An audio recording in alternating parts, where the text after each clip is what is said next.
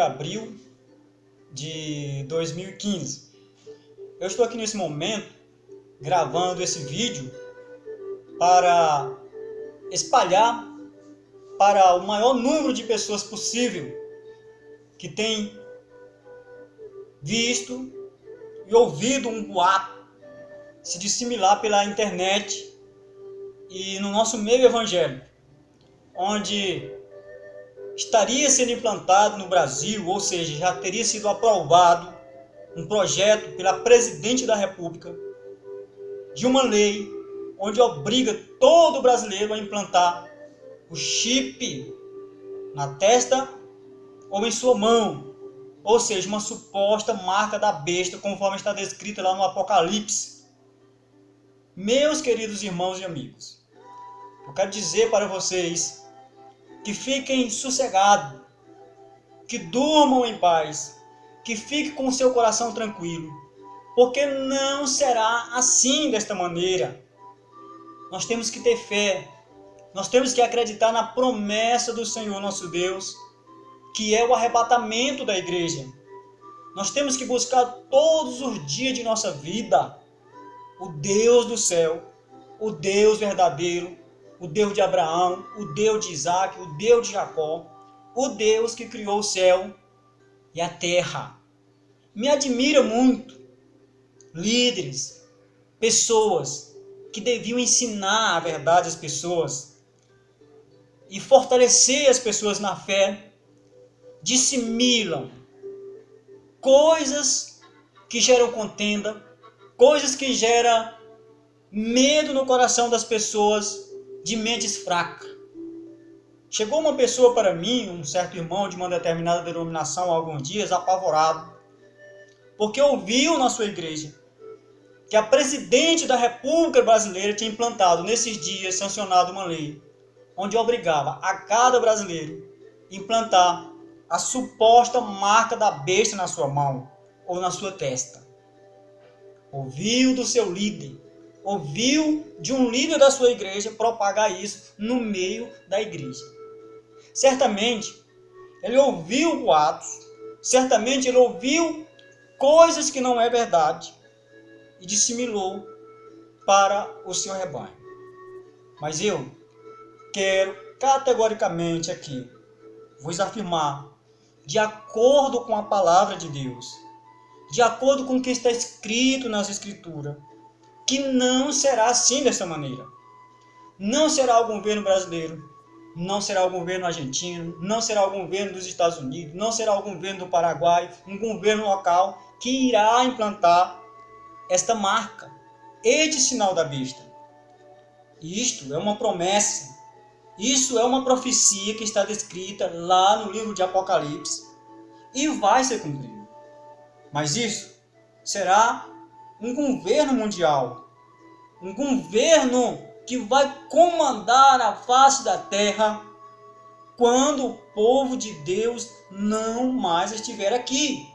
Ou seja, quando aqueles que aguardam a promessa do Senhor Jesus, que é o arrebatamento da igreja, não estiverem mais aqui nessa terra.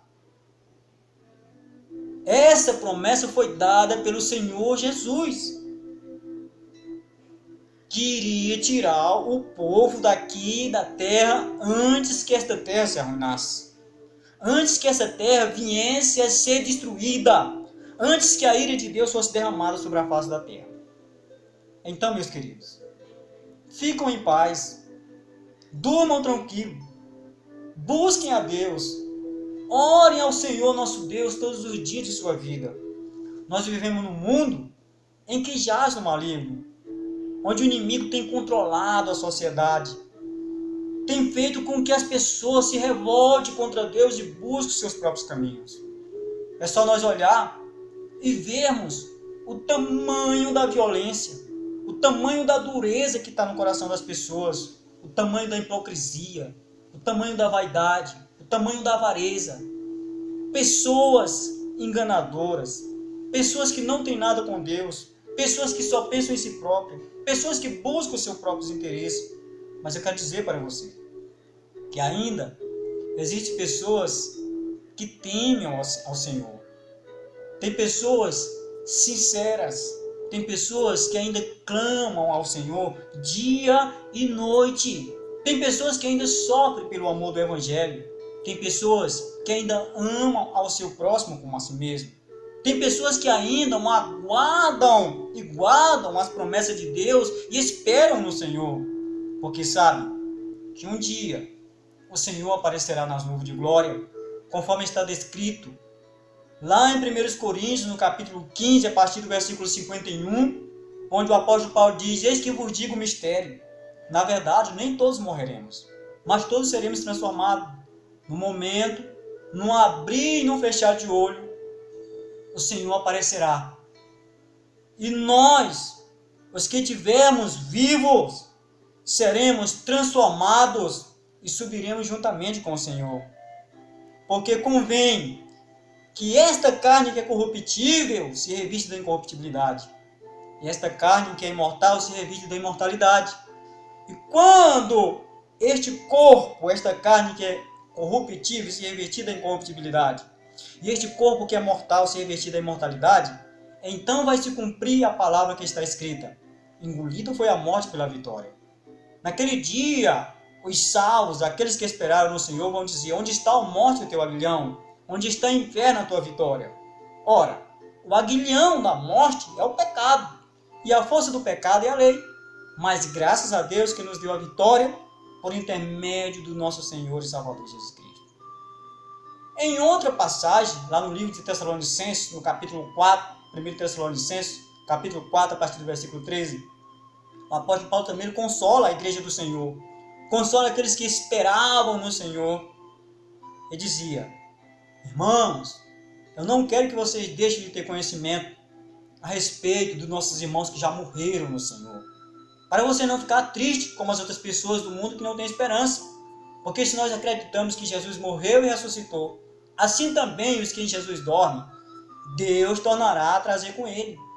Dizemos isso baseado na palavra do Senhor, que nós, os que ficarmos vivos até o dia da vinda do Senhor, não vamos levar nenhuma vantagem dos que já morreram em Cristo. Porque o mesmo Senhor descerá do céu, com um alarido, com a voz do arcanjo e com a trombeta de Deus. E os que morreram em Cristo ressuscitarão primeiro. Depois nós, os que estivermos vivos, seremos transformados e subiremos juntamente com o Senhor e encontraremos nos ares. E assim estaremos sempre com o Senhor. E assim ele diz: consolai uns aos outros com essas palavras. Portanto, meus amados, deixem de andar apavorados, deixem de andarem perdendo sono, mas confiem no Senhor. O Senhor Jesus ele ainda está no céu. Apesar da sua presença estar em nosso meio, ainda está no mundo, a presença do Espírito Santo, mas o Senhor Jesus está lá no trono de glória. E a qualquer dia, a qualquer momento, acredite quem quiser acreditar, ele vai cumprir a sua promessa de levar a sua igreja, de tirar aqueles que buscam ele deste mundo para morar no céu de glória, vai arrebatar o seu povo. E aqueles que não acreditarem, aqueles que zombaram, aqueles que debocharam, aqueles que buscaram seus próprios interesses, aqueles que pisaram no sacrifício da cruz de Cristo, não participarão desse arrebatamento. Mas aqueles que acreditaram no Senhor Jesus, que confessaram o nome do Senhor Jesus, que deixaram a sua imoralidade, que deixaram o seu pecado, que deixaram o seu vício, que renunciaram ao mundo, que tomaram a sua cruz e seguiram a Cristo, que entraram pela porta estreita, que rejeitaram as coisas desse mundo, esses sim herdarão a promessa de Deus, que é a vida eterna. Você, amigo, fique sossegado, dobre o seu joelho, ore ao Senhor, busque mais ao Senhor, clame mais ao Senhor e ponha a sua esperança no Senhor, porque só Ele é digno de todo louvor, de toda honra e de toda glória. Não acredite em especulações, em qualquer palavra disseminada por aí, mas busque ao Senhor Deus, busque o conhecimento na palavra, busque o conhecimento do Espírito Santo de Deus, se aperfeiçoe, busque a graça do Senhor Jesus e espere somente Ele, porque assim as promessas do Senhor Jesus há de se cumprir na sua vida. Que Deus nos abençoe, que Deus continue abençoando a sua vida, e eu lhe digo categoricamente, sem medo de errar: só o Senhor é Deus, só Deus é o Senhor. Só Ele cumpre a promessa que Ele fez na minha e na sua vida. Muito obrigado a todos e que Deus nos abençoe.